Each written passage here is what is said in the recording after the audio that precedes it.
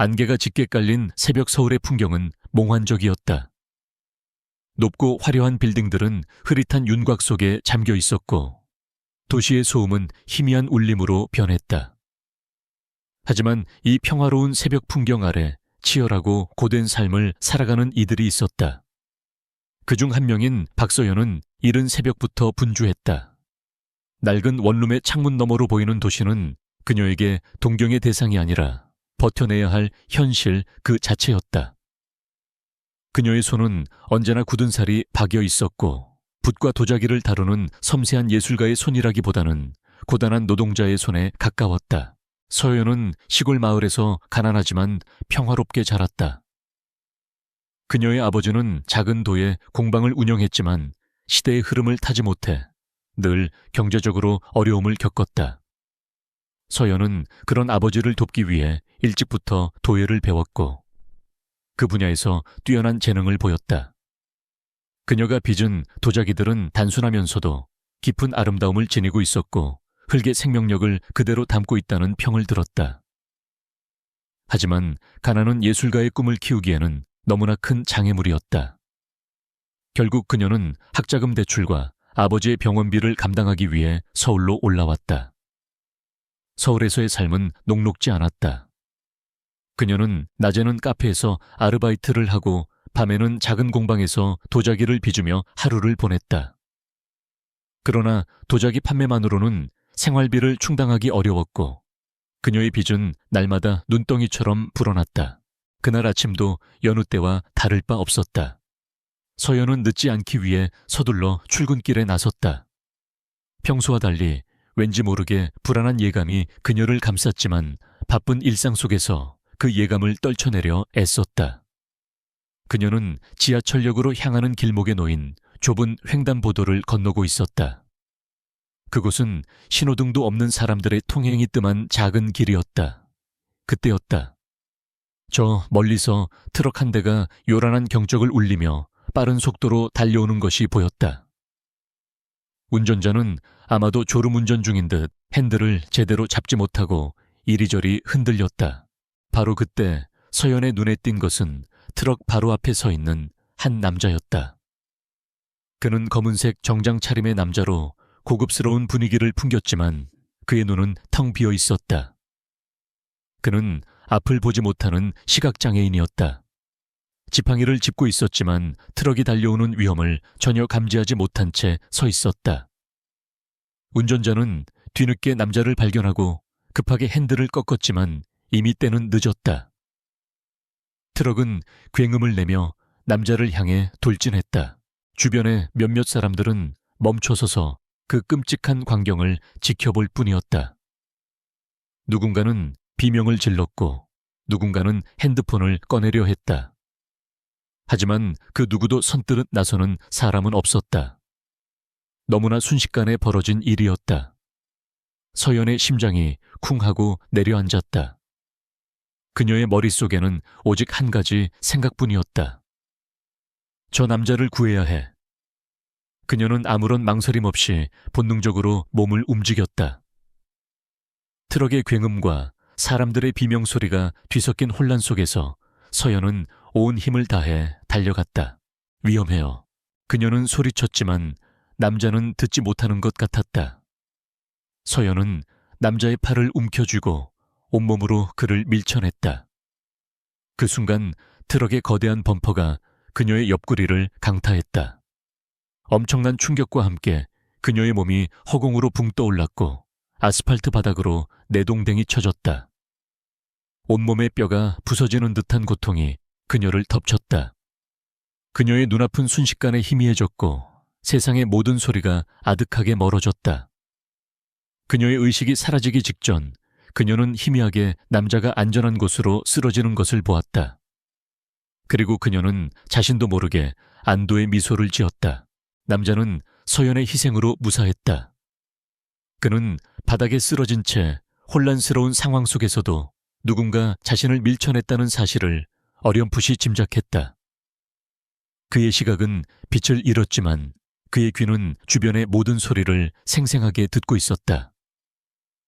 트럭이 멈추는 굉음 사람들의 비명, 그리고 누군가의 비명과 함께 땅에 쓰러지는 소리까지. 그는 자신의 손목을 움켜쥐었던 부드럽지만 강인했던 손을 기억했다. 그리고 자신의 팔을 온몸으로 밀어냈던 그 간절한 힘을 느꼈다.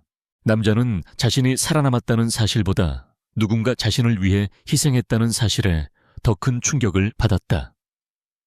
그의 삶은 늘 차가운 계산과 이성적인 판단으로 가득 차 있었다. 돈과 권력으로 모든 것을 해결할 수 있다고 믿어왔다. 하지만 지금 이 순간 누군가의 숭고한 희생이 그의 가슴을 뜨겁게 울렸다. 그는 주먹을 불끈 쥐었다. 그는 당장이라도 눈을 뜨고 자신을 구해준 사람을 보고 싶었다. 그의 이름이라도 알고 싶었다. 하지만 그럴 수 없다는 현실이 그를 더 절망스럽게 만들었다. 곧이어 구급대원들이 현장에 도착했다. 서연은 이미 의식을 잃은 상태였고 머리에서 피가 흘러나오고 있었다. 구급대원들은 서둘러 서연을 들것에 싣고 응급차에 태웠다. 사람들은 웅성거렸다. 저 여자분, 저 남자 구하려다 저렇게 된 거야. 정말 용감한 사람이네.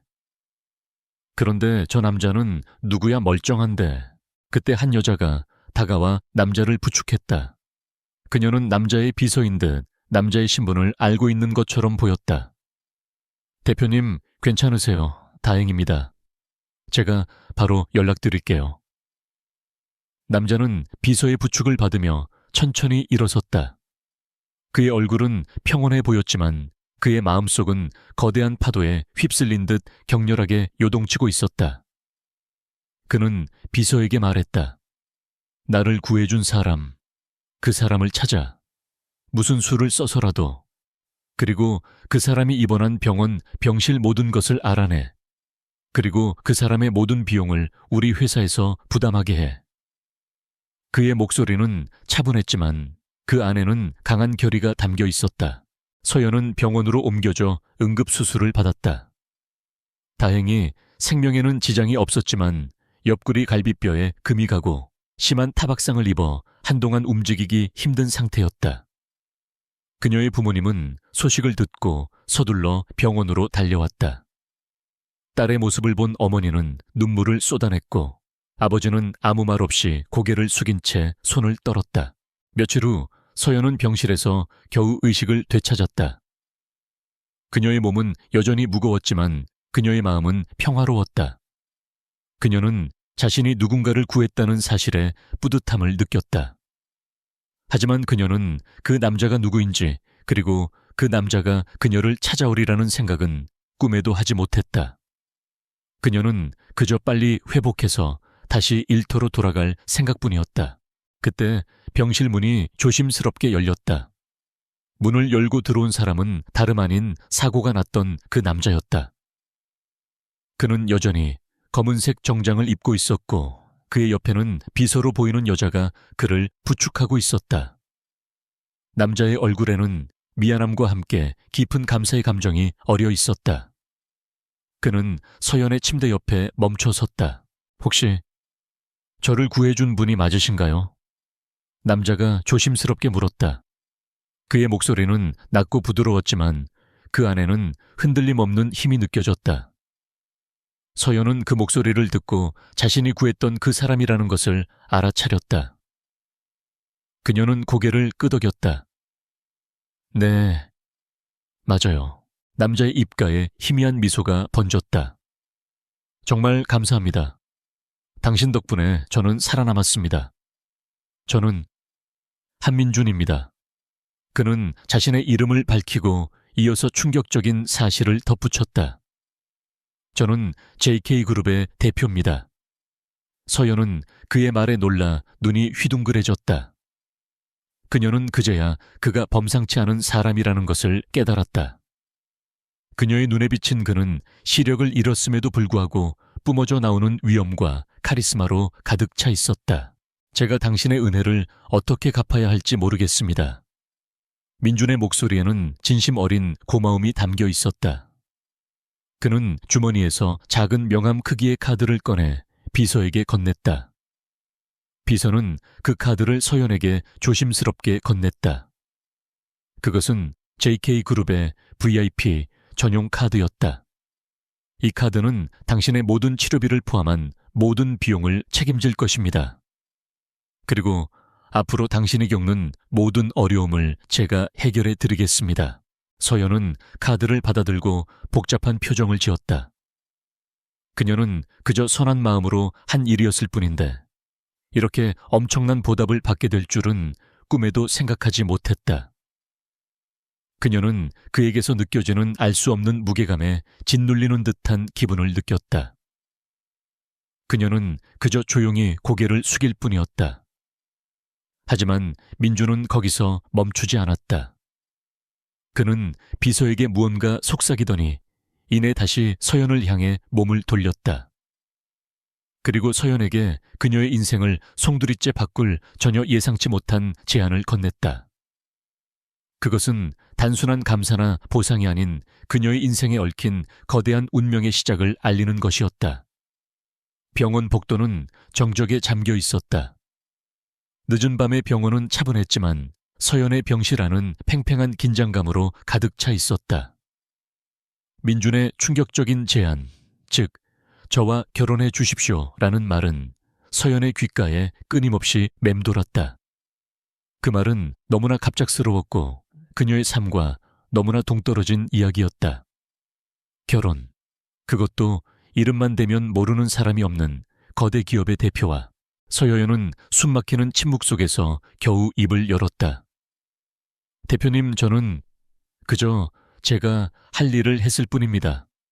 보상은 너무 과분하고 결혼이라니. 저 같은 사람에게는 어울리지 않는 일입니다. 그녀의 목소리는 떨렸지만 단호했다. 그녀는 그저 순수한 마음으로 한 행동에 거창한 대가를 바란 적이 없었다. 결혼은 사랑하는 사람과 하는 것이지 은혜를 갚는 수단이 되어서는 안 된다고 생각했다. 하지만 민주는 서연의 말을 듣고도 흔들리지 않았다. 그의 얼굴에는 단호함이 서려 있었다. 박서연 씨, 저에게 당신은 단순한 은인이 아닙니다. 당신은 제 목숨을 살렸습니다. 그리고 그 순간 저는 당신의 따뜻하고 용감한 마음을 느꼈습니다. 제 삶은 늘 차갑고 계산적이었지만 당신은 저에게 삶의 다른 면을 보여주었습니다.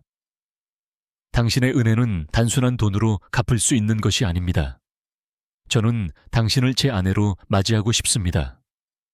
단순한 계약, 결혼이 아닙니다. 저는 진심으로 당신의 삶에 보답하고 싶습니다. 민준의 비서인 김진아는 민준의 곁에 조용히 서서 이 상황을 지켜보고 있었다. 그녀는 민준의 제안에 놀라지 않았다. 민준은 한번 마음먹은 일은 반드시 해내는 사람이었고 그가 서연에게 느끼는 감정은 단순한 감사 이상의 것이라는 것을 그녀는 알고 있었다. 하지만 그녀는 서연의 입장에서 이 제안이 얼마나 황당하게 들릴지 짐작하고 있었다. 서연은 민준의 진심 어린 목소리에도 불구하고 혼란스러움을 감출 수 없었다. 그녀는 그의 시력을 잃은 눈을 보며 묘한 연민을 느꼈지만 동시에 그가 속한 세상이 얼마나 거대하고 위협적인지 잘 알고 있었다. 그녀가 감당할 수 있는 세상이 아니었다. 하지만 대표님, 저는 평범한 사람입니다. 아무것도 가진 것 없고 그저 빚을 갚으며 살아가는 사람입니다. 그런 제가 어떻게... 서연은 말을 잇지 못했다. 그녀의 눈가에 눈물이 맺혔다. 그녀는 자신의 처지를 솔직하게 털어놓으며 민준의 제안을 정중히 거절하려 했다. 민준은 그녀의 눈물을 보지 못했지만 그녀의 떨리는 목소리에서 그녀의 감정을 읽을 수 있었다. 그는 비서에게 손짓을 했다. 김진아는 서연에게 서류 봉투를 건넸다. 서연이 조심스럽게 봉투를 열자 그 안에는 그녀의 아버지 병원비 영수증과 그녀의 모든 빚에 대한 계약 서류들이 들어있었다. 그리고 그 모든 빚이 이미 모두 상환되었다는 증명서도 함께 있었다. 어떻게... 서연은 충격에 휩싸였다. 그녀의 눈은 동그랗게 커졌다. 그녀가 서울에서 버티며 살아온 이유, 매일 밤잠을 설쳐가며 도자기를 빚었던 이유, 그 모든 고통의 원인이었던 빚이 한순간에 사라진 것이다. 민주는 차분한 목소리로 말했다. 박서연 씨가 입원해 있는 동안 당신의 모든 것을 조사했습니다. 당신의 재능, 당신의 삶, 그리고 당신의 어려움까지. 당신의 아버님 병원비와 학자금 대출, 그리고 생활비 명목의 사채까지 모두 해결해 드렸습니다. 이제 당신은 아무 걱정 없이 당신의 재능을 마음껏 펼칠 수 있습니다. 민준의 말에 서연은 할 말을 잃었다. 그녀는 그가 자신의 모든 것을 알고 있다는 사실에 놀랐고, 동시에 그녀의 삶의 모든 굴레를 한순간에 끊어주었다는 사실에 감사함과 동시에 두려움을 느꼈다. 그는 그녀의 삶을 통째로 쥐고 흔들 수 있는 사람이었다. 그의 제안을 거절하는 것은 이제 단순한 거절이 아니었다. 그것은 은혜를 거절하는 것을 넘어 그의 거대한 영향력 아래서 벗어나는 것이 불가능해 보였다. 그때 병실 문이 열리고 서연의 어머니가 들어섰다. 그녀는 서연의 빚이 모두 해결되었다는 소식을 듣고 달려온 것이다. 서연아, 이게 정말이니? 우리 빚이 다 사라졌다고 어쩌면 좋니? 어머니의 눈에는 감격의 눈물이 흘렀다. 그녀는 민준을 향해 깊이 고개를 숙였다. 대표님, 정말 감사합니다. 저희 같은 천한 사람들에게 이런 은혜를 베풀어 주시다니 평생 잊지 않겠습니다. 어머니의 말에 서연은 마음이 찢어지는 듯 했다. 그녀는 어머니에게 자신이 결혼 제안을 받았다는 사실을 말할 수 없었다. 만약 어머니가 알게 된다면 분명 그녀는 민준의 제안을 받아들이라고 강하게 권할 것이다. 그것은 가족을 위한 희생이 될 것이었다. 서연은 민준의 제안을 받아들이지 않으면 안 되는 상황에 놓이게 되었다. 그녀의 삶은 이제 그녀 혼자만의 것이 아니었다. 그녀는 가족의 안위와 미래를 고려해야만 했다. 민준은 그녀의 망설임을 정확히 꿰뚫어 보았다. 그는 다시 한번 말했다. 박서연 씨, 이 결혼은 당신에게 부담을 주려는 것이 아닙니다.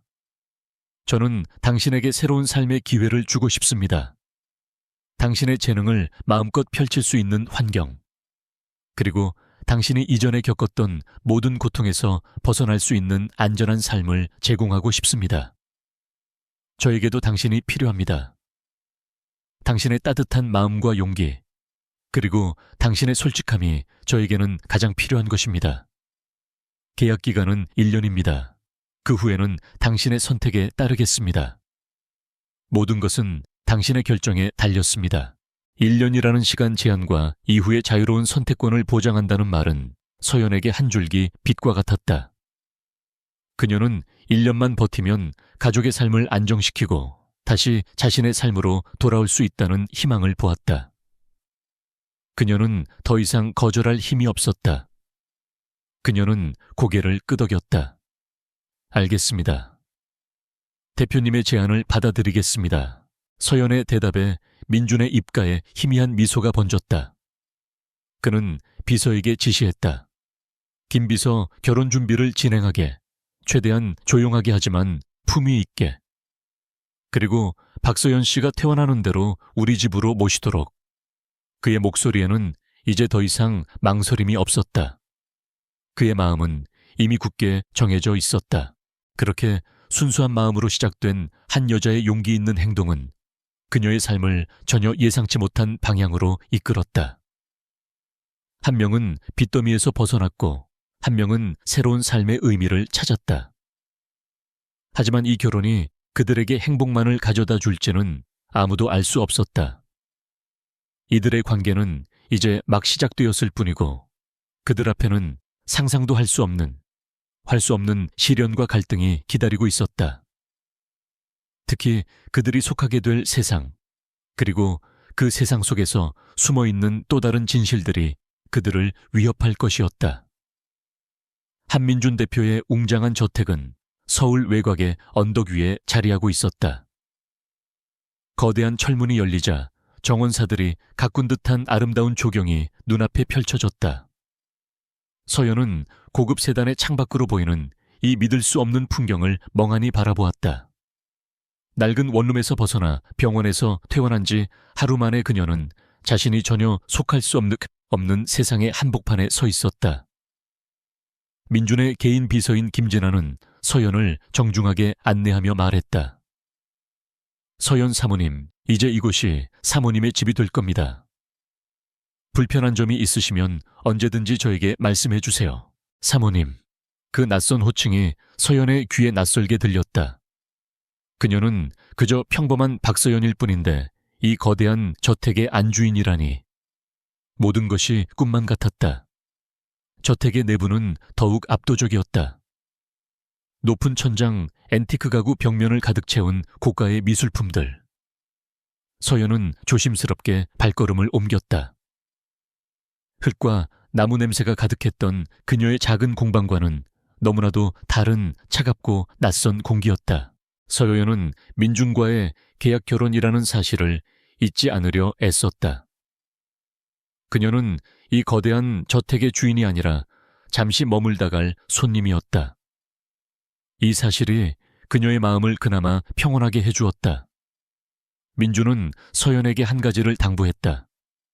우리의 결혼은 당분간 외부의 비밀로 할 겁니다. 회사의 복잡한 문제들이 해결된 후에 공식적으로 알릴 생각입니다.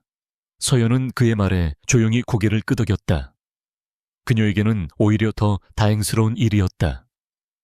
그녀의 존재가 민준의 회사에 미칠 영향이나 사람들의 시선이 부담스러웠기 때문이다. 그러나 서연의 평화는 그리 오래가지 못했다. 저녁 식사 자리에서 그녀는 민준의 사촌 동생인 박지훈을 만났다. 박지훈은 훤칠한 외모와 세련된 옷차림을 하고 있었지만 그의 눈빛에는 묘한 경계심과 냉기가 서려 있었다. 그는 서연을 위아래로 훑어보며 비아냥거렸다. 이분이 그분이시군요. 대표님을 구한 용감한 분. 정말 운이 좋으시네요. 평생을 봐도 이런 기회는 없을 텐데. 지훈의 말투는 겉으로는 예의 바른 척했지만 그 속에는 서연을 향한 노골적인 조롱과 경멸이 담겨 있었다. 서연은 그의 무례한 태도에도 불구하고 침착함을 잃지 않았다. 그녀는 조용히 미소 지으며 대답했다. 감사합니다. 저도 대표님께서 무사하셔서 다행이라고 생각합니다. 민준은 지훈의 무례함을 알아차리고 차갑게 경고했다. 지훈아, 예의를 지켜라. 민준은 눈을 보지 못했지만 모든 것을 꿰뚫어 보는 듯한 날카로운 목소리로 말했다. 지훈은 민준의 한마디에 잠시 움찔했지만 이내 다시 냉소적인 미소를 지으며 민준의 곁을 떠났다. 지훈은 민준이 시력을 잃은 틈을 타 회사의 경영권을 차지하려는 야심을 품고 있었고 민준의 갑작스러운 결혼은 그에게 큰 위협으로 다가왔다. 특히 서연이 민준의 후견인 역할을 하게 될 수도 있다는 사실은 그를 더욱 불안하게 만들었다. 지훈은 서연을 어떻게든 무력화시켜야 한다고 생각했다. 그녀가 자신들의 세계에 어울리지 않는 하찮은 존재임을 증명해야 했다. 그 후로 지훈의 공세는 더욱 거세졌다. 그는 서연이 민준의 옆에 있다는 사실 자체를 탐탁지 않게 여겼고 그녀를 공영에 빠뜨릴 기회를 호시탐탐 노렸다. 그는 서연에게 값비싼 드레스와 보석을 선물하며 일부러 그녀를 난처하게 만들었고 그녀가 제대로 된 사회생활 경험이 없다는 점을 이용해 민준의 지인들과의 모임에서 서연을 망신 주려 했다. 어느 날 민준의 오랜 친구이자 투자자인 최승현 회장과의 만찬 자리에서 지훈은 서연을 곤란하게 만들 계획을 세웠다. 그는 일부러 서연에게 다가와 말했다. 서연 씨, 곧 최 회장님께서 오실 텐데 혹시 최 회장님께 드릴 선물을 준비하셨나요? 우리 같은 사람들은 이런 자리에 빈손으로 오지 않는 게 예의입니다. 그의 말은 서연을 향한 교묘한 함정이었다. 서연은 지훈의 의도를 알아차렸지만 당황하지 않았다. 그녀는 침착하게 대답했다. 아, 네. 마침 제가 직접 만든 작은 선물을 준비했습니다. 지훈은 서연의 말에 비웃음을 참지 못했다. 직접 만든 선물이라니 촌스러운 도자기나 만들었겠지. 그는 서연이 최 회장 앞에서 망신을 당할 것이라 확신했다. 그러나 그의 예상은 보기 좋게 빗나갔다. 서연은 잠시 후 섬세하고 우아한 도자기 찻잔 세트를 들고 나타났다. 그것은 단순한 찻잔이 아니었다. 흙의 질감이 살아있는 미색의 도자기는 그녀의 손길이 닿은 것처럼 따뜻했고, 찻잔의 바닥에는 최승현 회장의 이름을 본뜬 글씨가 섬세하게 새겨져 있었다. 최승현 회장은 서연의 선물을 보고 감탄했다. 이건 정말 놀랍군요. 이렇게 아름다운 작품은 처음 봅니다. 이 찻잔의 깊은 색감과 우아한 곡선은 흙의 정수를 그대로 담고 있군요. 게다가 이 섬세한 글씨까지 정말 대단합니다. 최 회장은 도자기에 대한 깊은 조예를 가지고 있는 사람이었고, 서연의 작품이 지닌 예술적 가치를 한눈에 알아본 것이다. 지우는 예상치 못한 상황에 얼굴이 굳어졌다. 그의 교묘한 함정은 오히려 서연의 진가를 드러내는 계기가 되어버렸다. 이 사건을 계기로 서연은 저택의 하인들과 민준의 측근들에게 신뢰를 얻기 시작했다. 그녀는 화려하고 오만한 다른 사람들과 달리 늘 겸손하고 진솔한 태도를 유지했다. 그녀는 저택의 모든 사람들을 존중했고, 그들의 작은 어려움에도 귀를 기울였다. 특히 민준의 개인 보좌관인 이진우는 서연에게 깊은 인상을 받았다.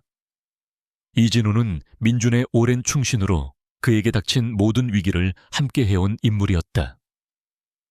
그는 처음에는 서연을 단순히 민준의 은혜를 입은 평범한 여자라고 생각했지만, 그녀의 진실된 모습과 뛰어난 예술적 재능을 보며 그녀에게 마음을 열기 시작했다.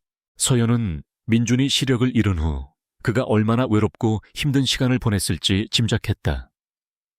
그녀는 그에게 따뜻한 온기를 전해주려 노력했다. 그녀는 매일 아침 그를 위해 따뜻한 차를 준비했고, 그가 좋아할 만한 음악을 틀어주었다. 민준은 눈으로 보지 못했지만 서연의 작은 배려와 진심을 느낄 수 있었다. 그의 마음속에 자리 잡았던 차가운 벽이 서서히 허물어지고 있었다. 민준은 서연의 손을 잡으며 말했다. 당신 덕분에 이 저택이 더 이상 차갑지 않게 느껴집니다. 당신은 제 삶의 빛을 가져다 주었습니다. 그의 목소리에는 진심 어린 감정이 묻어 있었다.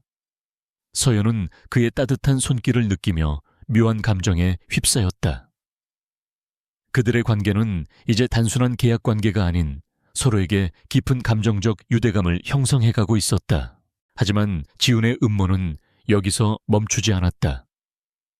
그는 서연이 민준의 마음을 얻고 점차 이 거대한 제국의 안주인으로서의 입지를 다져가는 것을 더 이상 지켜볼 수 없었다. 그는 서연의 약점을 파고들기로 결심했다. 그녀의 과거, 그녀의 가족, 그리고 그녀의 모든 것을 파헤치기 시작했다. 그는 민준의 시력 상실에 대한 숨겨진 진실을 알고 있었고, 그것을 서연을 제거하기 위한 가장 강력한 무기로 사용하려 했다. 서연은 자신이 이 거대한 음모의 한복판에 들어와 있다는 사실을 전혀 알지 못한 채 또 다른 거대한 폭풍이 다가오고 있다는 것을 감지하지 못하고 있었다. 밤의 정적은 민준의 저택에 깊숙이 내려앉았다. 서연은 잠 못 이루고 침대에서 뒤척였다. 그녀의 머릿속에는 지훈의 비아냥거리는 말투와 그가 그녀를 향해 던졌던 날카로운 눈빛이 계속해서 떠올랐다. 그녀는 그가 단순한 질투심에 사로잡힌 사람이 아님을 직감적으로 느꼈다. 지훈의 행동에는 그 이상의 악의와 계획이 숨겨져 있는 듯했다. 그녀의 마음은 불안으로 가득 찼지만 이 거대한 저택 안에서 그녀가 할 수 있는 일은 아무것도 없어 보였다. 그녀는 답답한 마음에 잠시 바람을 쐴 겸 조심스럽게 방을 나와 복도를 거닐었다. 저택은 고요했고 모든 사람이 잠든 듯 했다. 그때 그녀는 민준의 서재에서 희미한 불빛이 새어나오는 것을 보았다. 민준이 아직 잠들지 않았나 싶어 그녀는 조심스럽게 문을 열었다. 서재 안에는 민준이 점자 서류들을 읽고 있었고 그의 옆에는 그의 충실한 보좌관인 이진우가 서 있었다. 서연의 인기척에 이진우는 고개를 들어 그녀를 보았다. 사모님, 무슨 일이십니까? 잠이 오지 않으십니까? 이진우의 목소리는 조용했고 서연에게는 늘 그렇듯 정중했다. 서연은 머뭇거리며 말했다. 네, 잠시 바람을 쐴 겸 나왔다가 불빛을 보고 들렀습니다. 방해해서 죄송합니다. 민주는 그녀의 목소리를 듣고 미소 지었다. 아닙니다. 서연 씨, 들어오세요. 잠이 오지 않는다면 저와 함께 밤을 지새우는 것도 나쁘지 않겠죠. 그의 목소리에는 묘한 따뜻함이 담겨 있었다. 서연은 조심스럽게 서재 안으로 들어섰다. 그녀는 서재에 가득 찬 책들과 민준의 서류들, 그리고 그가 시력을 잃은 후에도 얼마나 열심히 자신의 일을 해나가고 있는지 보게 되었다. 그에게는 빛이 보이지 않았지만 그는 누구보다도 밝은 의지를 가지고 있었다. 그때 이진우가 민준에게 건네준 서류 하나가 서연의 눈에 들어왔다. 그것은 민준이 사고를 당했을 당시의 경찰 조사 기록과 병원 기록이었다.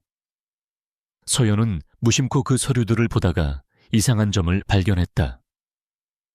사고 당시의 목격자 진술서에 적힌 트럭의 번호판과 실제로 트럭을 소유한 회사의 정보가 달랐던 것이다. 그녀는 조심스럽게 그 사실을 민준에게 말했다. 대표님, 혹시 제가 주제넘은 질문일지 모르겠습니다만 이 서류의 트럭 번호와 트럭을 소유한 회사가 다른 것 같습니다. 혹시 이 사고가 단순한 사고가 아닐 수도 있지 않을까요? 서연의 목소리는 떨렸지만 그녀의 눈빛은 진실을 찾으려는 강한 의지로 빛났다. 민주는 서연의 말에 깜짝 놀랐다. 그는 그녀의 말을 듣고 한동안 침묵했다. 이진우 역시 놀란 표정으로 서연을 바라보았다. 이진우는 이미 민준의 사고가 의도된 사고일 수도 있다는 의심을 품고 비밀리에 조사를 진행하고 있었지만 결정적인 증거를 찾지 못하고 있었다. 그는 서연이 단 한 번의 시선으로 자신들이 놓친 단서를 발견했다는 사실에 경외심을 느꼈다. 민주는 조용히 말했다. 진우야, 서연 씨의 말이 맞는지 확인해봐라. 그리고 그 트럭 운전자는 지금 어디에 있지? 민준의 목소리에는 평소와 다른 차갑고 날카로운 기운이 서려 있었다. 그는 자신의 사고가 단순한 사고가 아닐 수도 있다는 의심을 항상 품고 있었다.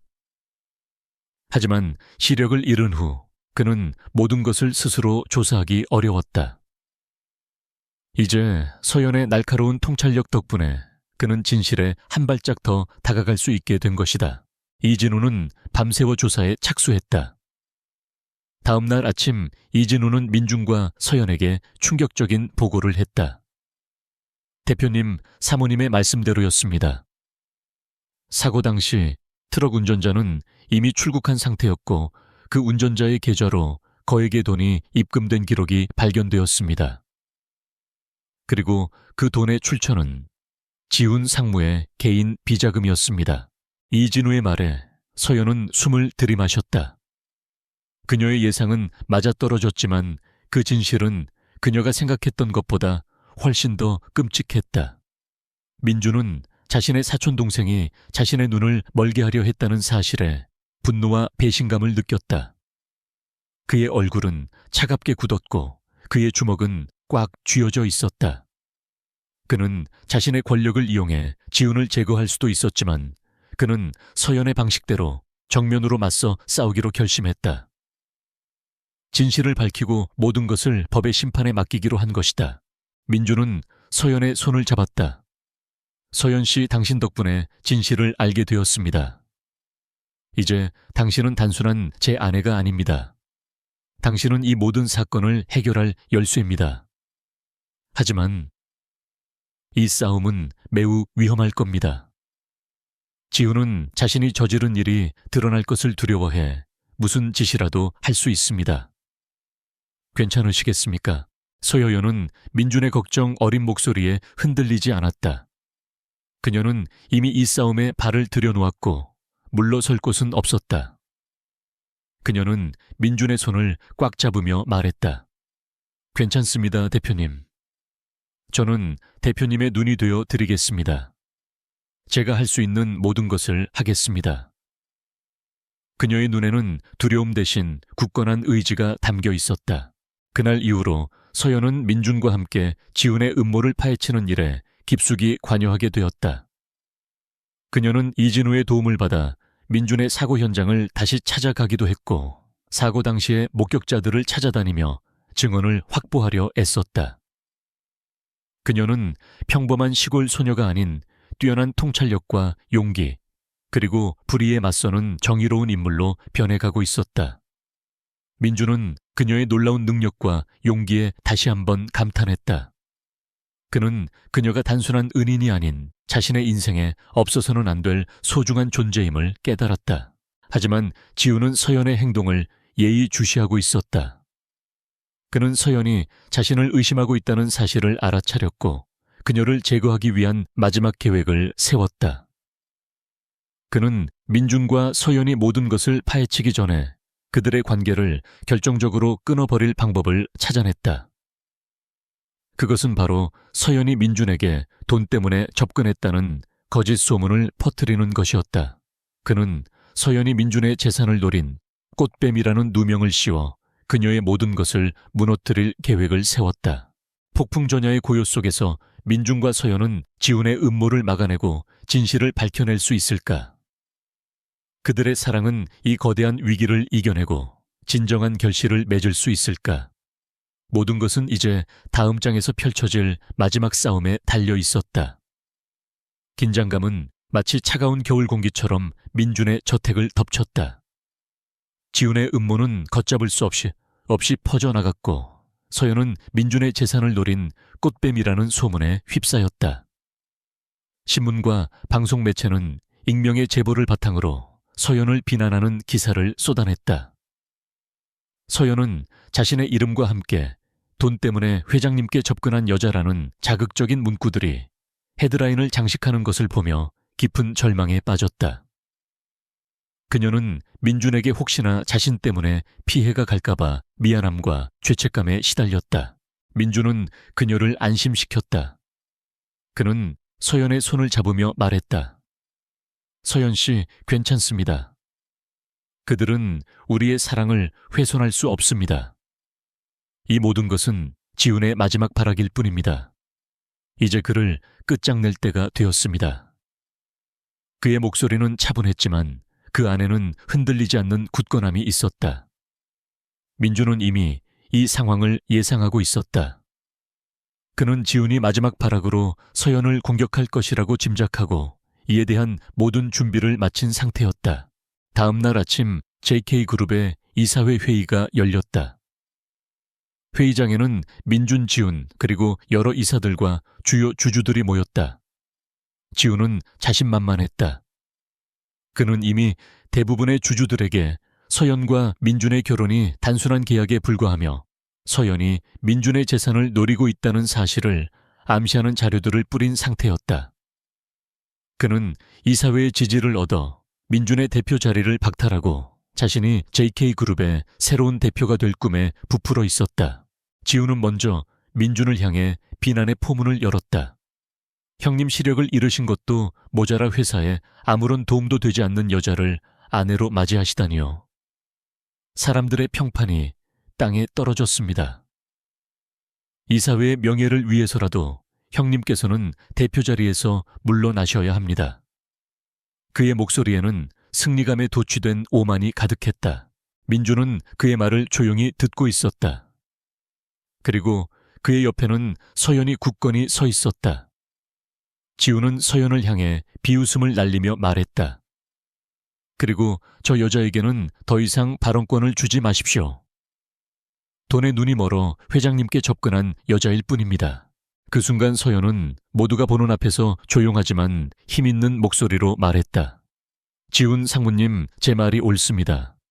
저는 돈 때문에 회장님께 접근한 것이 맞습니다. 하지만 그것은 제 가족의 빚을 갚기 위함이 아니었습니다. 제가 원했던 것은 회장님의 목숨을 살린 대가로 진실을 밝힐 수 있는 기회였습니다. 서연의 충격적인 발언에 회의장은 술렁였다. 지우는 서연의 당당한 태도에 당황하며 버럭 소리 질렀다. 무슨 말도 안 되는 소리야. 당장 나가. 그러나 그때 민준이 차분하게 말했다. 지훈아, 그만해라. 이제는 진실을 밝힐 때가 되었다. 민준은 이진우에게 신호를 보냈다. 이진우는 미리 준비한 영상 파일을 회의장의 대형 스크린에 띄웠다.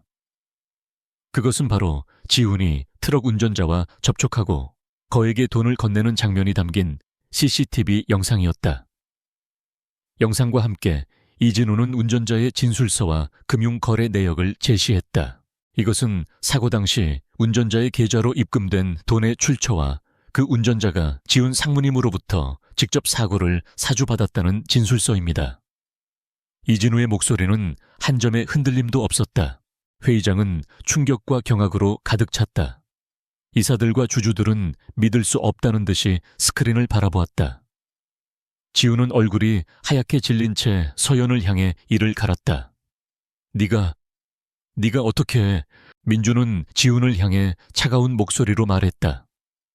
지훈아, 나는 내 눈을 잃었지만 모든 것을 잃은 것은 아니다. 나는 서연 씨를 통해 진실을 보았고 너의 탐욕과 오만함이 너를 파멸로 이끌게 될 것임을 알았다. 이제 모든 것을 법의 심판에 맡기겠다. 결국 지훈은 모든 죄를 인정하고 체포되었다. JK그룹은 민준의 강력한 리더십과 서연의 놀라운 활약 덕분에 위기를 극복하고 다시금 견고한 위치를 되찾았다. 민준은 이사들의 만장일치로 대표 자리를 굳건히 지키게 되었다. 그리고 서연은 단순한 대표의 아내가 아닌 JK그룹의 명예를 회복시킨 영웅으로 인정받게 되었다. 이 모든 일이 끝난 후 민준은 서연의 손을 잡고 말했다. 서연 씨, 이제 우리의 계약은 끝났습니다. 당신은 자유입니다. 당신의 원래 삶으로 돌아가 당신의 꿈을 펼치세요. 제가 당신의 모든 것을 지원하겠습니다. 그의 목소리에는 슬픔과 아쉬움이 묻어 있었다. 그는 이미 서연에게 깊은 사랑을 느끼고 있었지만 그녀를 계약의 굴레에 가둘 수는 없다고 생각했다. 그러나 서연은 민준의 손을 놓지 않았다.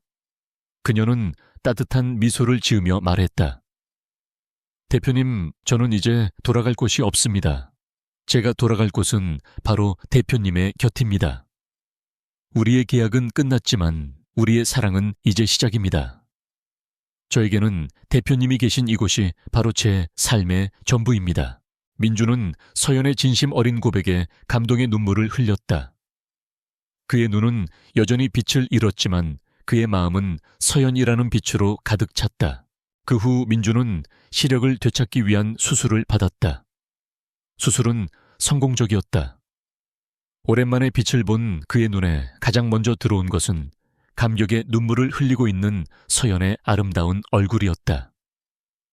민준은 서연을 끌어안으며 말했다. 이제야 당신의 얼굴을 보게 되는군요. 당신은 제가 생각했던 것보다 훨씬 더 아름다운 사람이었습니다. 그들의 사랑은 단순한 은혜 갚음에서 시작되었지만 수많은 시련과 갈등을 이겨내고 진정한 사랑으로 꽃피웠다. 그들은 JK그룹의 대표와 아내로서 그리고 서로에게 가장 소중한 동반자로서 새로운 삶을 시작했다. 서연은 자신의 재능을 살려 JK그룹의 문화재단 이사장이 되어 가난한 예술가들을 지원하는 일을 하며 그녀의 선한 영향력을 세상에 펼쳐나갔다. 그리고 그들의 이야기는 영원히 세상 사람들의 마음속에 아름다운 전설로 남게 되었다.